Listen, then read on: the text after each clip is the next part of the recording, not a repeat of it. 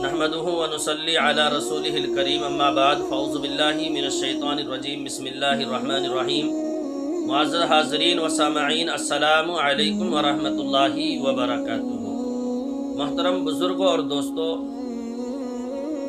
آج جس دور میں میں اور آپ جی رہے ہیں یہ وہ دور ہے جس میں پیدا ہونے سے ہمارے اسلاف نے، بزرگوں نے پناہ مانگی تھی کہ اے اللہ ہمیں ایسے دور میں پیدا نہ کرنا۔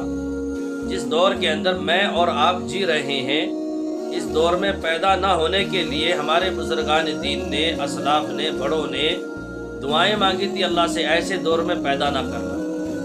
اب آپ کہیں گے کہ مولانا صاحب ایسی کیا بات ہے اس دور کے اندر؟ میرے بزرگوں، میں آپ کو بتاتا ہوں، یہ جو دور ہے نا یہ نبوت سے دور ہو چکا ہے اور قیامت کے قریب آ چکا ہے۔ یعنی جو خرافات، جو بدعات، جو رسومات اور جو چیزیں قرب قیامت کی علامات بتائی گئی تھی وہ تمام کی تمام آج اس دور میں پائی جا رہی ہیں۔ سب چیزیں ہوتی جا رہی ہیں۔ اولاد اپنے ماں باپ کی نافرمان ہو رہی ہے، بے حیائی کھلم کھلا ہو چکی ہے، زناکاری عیاشی عام ہو رہی ہے۔ یعنی ہر وہ چیز جو قیامت کی نشانی بتایا تھا کہ اس طرح کے حالات آنے والے ہیں، تو آج وہ تمام چیزیں ہم اپنی آنکھوں سے دیکھ رہے ہیں۔ آج کوئی چیز جو ہے نا لکی چھپی نہیں ہے، ہر چیز سامنے آ گئی ہے۔ اور اسی لیے بعض علماء کا کہنا ہے کہ بھائی قرب قیامت کی تمام نشانیاں ظاہر ہو چکی ہیں، بس کچھ چیزیں باقی ہیں۔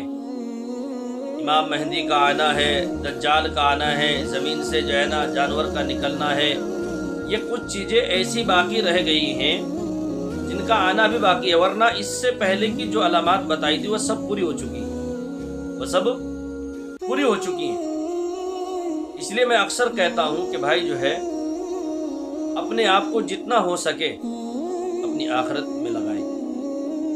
دنیاوی زندگی تو بہرحال چل رہی ہے، لیکن میرے بزرگوں موت کب اور کہاں کس وقت آ جائے اس کا بھروسہ نہیں ہے۔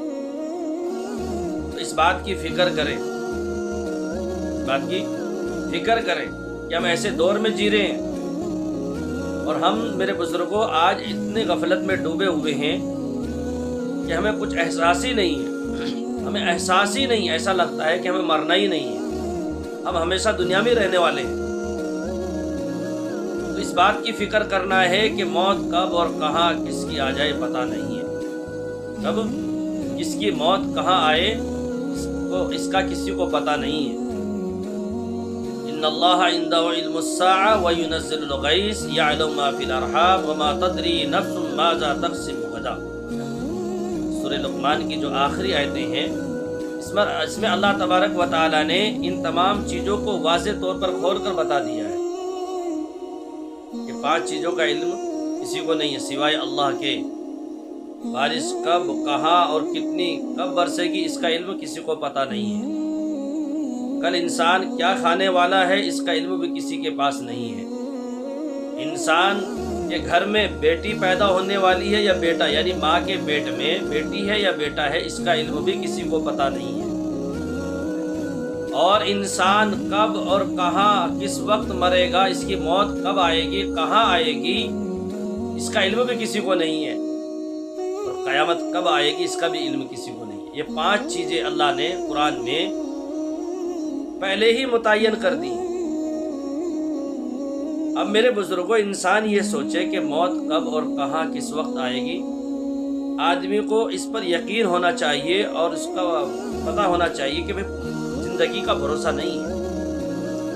یہ آیت جو میں نے آپ کو سورہ لقمان کی پڑھ کر بتائی ہے، جب میرے والد محترم کا انتقال ہوا سون گڑھ کے اندر گجرات میں، تو میں نے اس آیت کو دن میں پتہ نہیں کتنی مرتبہ پڑھا، بار بار یہ آیت میرے ذہن میں آئی کہ ایک شخص نے پوری زندگی کہاں گزاری، کن لوگوں کے بیچ میں گزاری، اور پھر اللہ نے موت ان کو کہاں دی۔ یعنی ایک آدمی 2-2.5 ہزار کلومیٹر کا رہنے والا ہے یا اس سے کم و بیش ہے، اور پھر اللہ اس کو اپنے راستے میں چن رہا ہے. تو یہ آیت میں نے بار بار میرے دماغ میں آتی رہی، پڑھتا رہا.